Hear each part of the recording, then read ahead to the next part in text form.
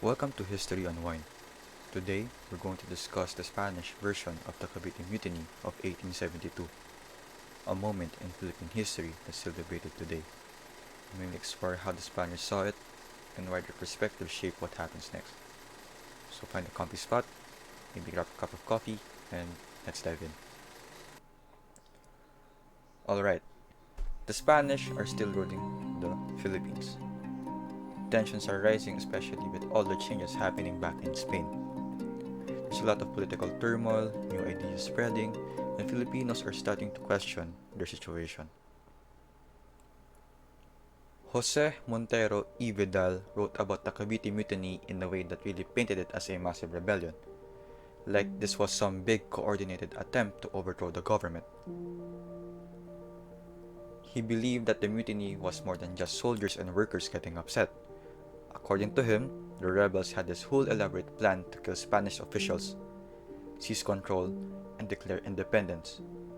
And all of it, he claimed, was fueled by radical ideas from Europe, with some Filipino priests and reformists supporting it behind the scenes. The spark? Well, the Spanish ended some privileges for Filipino workers at the Cavite arsenal. They no longer had exemptions from paying taxes or forced labor, and people weren't happy about it. But here's the twist. On January 20, 1872, there's a fiesta celebrating the Virgin of Loreto in Manila, complete with fireworks. The rebels in Cavite mistook those fireworks for the signal to start the revolt. Sergeant Lamadrid led about 200 soldiers in attacking the fort, killing the commander and injuring his wife.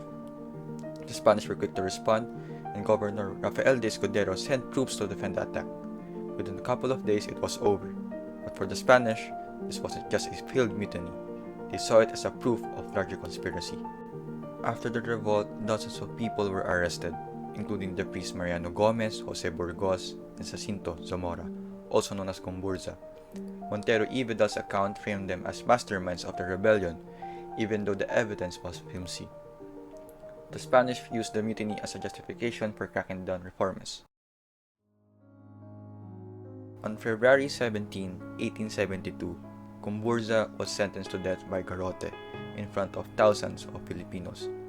It was brutal and left a lasting impression. From the Spanish perspective, this was just about maintaining control. They believed the harsh response would prevent future uprisings. But in reality, it only fueled the growing resistance. The Filipinos saw the executions as a clear act of injustice. It would eventually lead to the Philippine Revolution. History is complex.